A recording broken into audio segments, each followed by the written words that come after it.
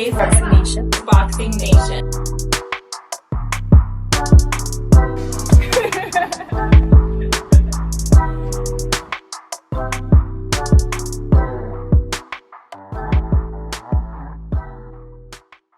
Dante's Boxing Nation, what's going on, guys? So a couple days ago, Shakur Stevenson, he dropped this post on Twitter, and it says, "Time to lock back in, champ. Let's get it. Your dreams are getting closer than ever before. Hashtag chasing legacy." You know, not all the time, but a lot of times when a boxer just randomly posts something like that, that usually means that they have a big announcement to make pretty soon. But obviously can't reveal any details because if he's working with Turki Al-Sheikh in his next fight, which I believe he is, Turki, he obviously likes to be the person to make the announcement. All the times I said, and I am straight in this, if we reach you and have agreement, we want it to be secret until we finish the small details. You understand me? Yes. Okay? Right. I hate when anyone go and talk with the media. They start, I will not say who or where, then I get mad and freeze it for 1 or 2 weeks. Then everything solved, then I put it again. So with that being said, there is a possibility that once again, Shakur Stevenson, he's working on something big. Or maybe I should say Turki Al-Sheikh and Shakur, they're working on something big. Now, Eddie Hearn, he just recently came out. He was asked if he's been talking to Shakur Stevenson, and he said something really interesting. He revealed that he hasn't been talking to Shakur recently, but he's hearing basically that Shakur Stevenson and Teofimo Lopez might end up fighting against each other on Netflix. More conversation with Shakur Stevenson over potential extension? No, not really. I mean, I think that, there'll be a lot coming out, we'll see. My situation is I'm exclusive to DAZN. Yeah. So if a fighter makes a fight, for example, on Netflix, that's not a fight that I can be involved with. So there are obviously a lot of interesting conversations around at the moment, and we'll see which way it goes. Okay, so after watching that clip again, I just realized, Eddie Hearn, he did not say that he heard that Shakur and Teo, they're fighting on Netflix. But what he said and the way he said it, it still was really interesting. It sounded like he was dropping hints that once again, there may be a big announcement coming. He was asked if he's been talking to Shakur Stevenson recently about an extension. And Eddie, he replies by saying, no, not really, but there's a lot coming out. And then out of nowhere, he just starts talking about Netflix. He says, look, I represent DAZN. I only represent DAZN. So if there's going to be a fight on Netflix, it ain't going to have nothing to do with me. So once again, the question is, why would he just randomly bring up Netflix? It sounds like he knows something. And let me say this as well, man. I really do hate the fact that only in the sport of boxing do we have to decipher riddles to try to figure out who's going to be fighting who next. I wish boxing was like every other sport where the schedule is already set. We don't have to wait for one person to make some big surprise announcement. And we already know as soon as a fighter wins who he's going to be fighting next. I wish it could be like that, but obviously because some fighters don't want to fight certain fighters or they just have to negotiate, and that may take so long. This is the reason why this happens all the time. But with Eddie Hearn bringing up Netflix, there's also a possibility that Shakur and Gervonta could be negotiating a fight. Because the biggest fight in boxing right now, especially next to Crawford versus Canelo Alvarez, would be Gervonta Tank Davis versus Shakur Stevenson. At least when it comes to a fight that has a chance of possibly coming to fruition. With that being said, I'm going to wrap this video up. That's all I got for now, guys. I'm on to the next one. This is The Ring's Mike Coppinger, and we're here in New York City with boxing superstar Shakur Stevenson, one of the best pound-for-pound fighters in the world. He's going to defend his WBC lightweight title on July 12th in New York City against William Zapeda. Shakur, thank you for being here with us this morning. And look, this is going to be a tough fight on paper, at least, against William Zapeda. Tell us why it won't be tough in the ring. First, I want to say we were by far the worst commentator and interviewer in the business. Actually, this is his third take. But, William Zapeda is a great fighter, and on paper, it's supposed to be the hardest fight of my career. So let's see what happens July 12th. Yeah, we'll see. And I appreciate the kind words, Shakur. Thank you for that. Nah, no kind words for you, brother. Oh, okay. Well, I was being sarcastic, obviously. But, Oh, for real. I didn't know. oh, okay. Well, good. I'm glad you have a sense of humor.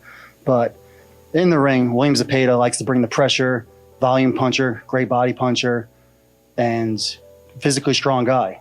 How do you deal with him? I'm so scared, man. Like, I don't think I ever been this scared a day in my life. Like, you got a guy just, big, strong, physical. He's coming in there to impose his will, and yeah, I'm very fearful of this fight. Yes. Look, you've been vocal. You've said it many times before that when your fights aren't the most exciting, it's not on you, right? You're saying the opponents don't want to engage. We know Zapeda likes to engage. So are you excited for this kind of opponent?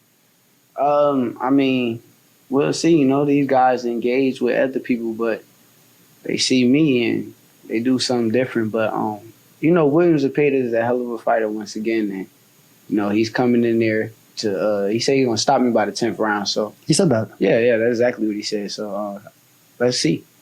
Well, you're coming off a stoppage win over Josh Padley. You were supposed to fight Floyd Schofield, late replacement. Are you going for the stoppage against Zapeda? What kind of statement would that be? I mean, at the end of the day, I'm coming in there to put belt to ass. I'm coming in there to perform and beat him up. But truthfully, I don't go in there looking for stoppages. So if it get like that, it get like that. And you were ringside, right, May 2nd in New York for the Devin Haney, Jose Ramirez fight, Ryan Garcia, Rolly Romero. You were pretty outspoken. You did not enjoy the Devin Haney fight. Why not?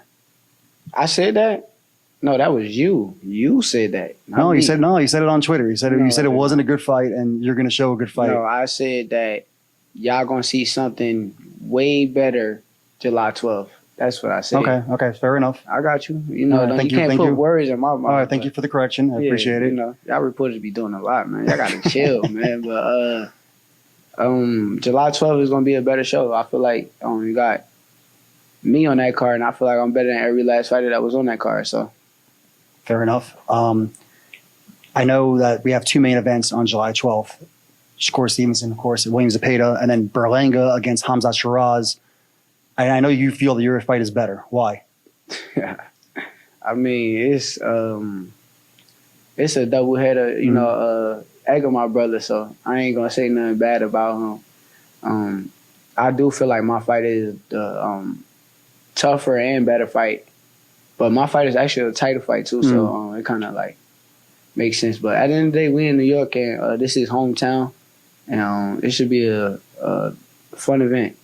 Yeah. Well, look, you live in Houston now, but you're from New York, New Jersey, pretty close to here. You're going to bring a lot of fans too, right? For sure. I mean, come on now, pulling up, and we're gonna show out come July 12th.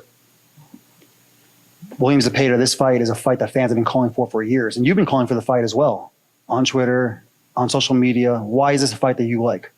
So you will admit that the fight's happening here on social media. Why is this a fight that you like? So you will admit that he's been ducking me. Look, the fight's happening now. Yes, I will admit that. I will admit that you wanted the fight before it happens. Yes. You will admit he's been ducking me. I wouldn't say ducking, but I see where you're coming from. Yes. So do you still got him over me? I do not. Oh, you don't have him over me no more? I have you ahead of him in the rankings. Oh, yes. Wow. What changed? You've been looking good, and Zapeda obviously had a couple of tough fights with Tevin Farmer. You and Farmer obviously have very different styles, but yeah, because 2 fights ago you had him over me. It was like last year, actually. Yeah, and then I changed it. So okay, that's good to hear. Glad you finally. I came to my senses. Yeah, glad you finally waking up. But like I said, Zapeda is a hell of a fighter. I think he'll be a tough task for anybody in the division. He throws a billion punches around. He's coming in there to impose his will. But the one thing is, we know what he's coming to do. There is different things to my game to where you don't know what I'm going to come do. You don't know if I want to box and move. Right. You don't know if I want to stand in the pocket. You don't know. He's going to be clueless about my game plan. But I'm very aware of his game plan. So, yeah, fair enough. And William Zapeda, he had a lot of good early body shot knockouts, right? He did it against Maxi Hughes, Giovanni Cabrera. Obviously not guys on your level, but impressive knockouts nonetheless. And we know that you watch a lot of boxing. You have one of the greatest minds in boxing. What did you see from those 2 fights with Tevin Farmer? I can't really give you the game plan. Sure. I mean, I saw that Tevin Farmer is a tough fighter for anybody. You saw him with Raymond Moritaya, and Moritaya is actually a good fighter too. So you can't really just judge him off Tevin Farmer and say, "Oh, he's not that good," because he lost. I mean, because he had a hard time with Tevin Farmer. Tevin Farmer is slick, witty, looked like he was in tremendous shape for the fight. So you got to give Tevin Farmer that much credit. But as far as the game plan, I can't tell you. I'll show you on fight night. I'm the better fighter that night, and everybody will see. And what kind of improvement did you see from Zapeda from the first Farmer fight to the rematch?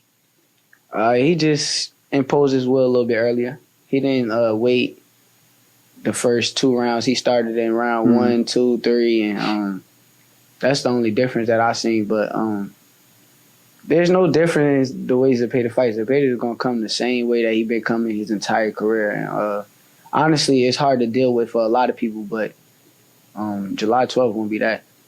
And I know you don't know until you face somebody in the ring, but do you think this could be your toughest fight? Yeah, I mean, for sure. He got the he got all the abilities and the will and the heart to be one of that, but July 12th, we'll see. It can be, I don't know. Right, but you're basically saying you want your credit when the fight goes the way you think it's going to go. I want my credit from all of y'all. I don't want to hear nothing. I don't want to hear, oh, he wasn't that good. Oh, he had this. I don't want to hear none of that shit. When I whoop his ass, I want y'all to just say I'm the best. That's all I want. Like, when you say whoop his ass, do you mean whoop his ass in a... Just pull up and see. Okay. All right. Pull up and watch. All right. Well, we're looking forward to it. Yo, you going to be the commentator? We'll see, Shakur. Oh, my God. We'll see, Shakur. If you're lucky, yes. If I'm lucky, shit. We care about the fans, man. I call it like I see it. If you put on a clinic, we care about the fans though. Like me too. I care about the fans. You can't do that to the fans, bro. Oh, thanks, Shakur. Shit, Shakur really cares about the fans. Nobody want to hear you up there though. Hopefully, Shakur's going to treat the fans to a really exciting fight. Okay, I hope so. And hopefully, you commentate better. Thank you. I'm going to try my best. Brother. All right. Anyway, we're here with Shakur Stevenson, and we thank him for the interview. We look forward to July 12th against William Zapeda when he defends his WBC lightweight title in New York City. And by far the worst commentator ever. Thanks, Shakur.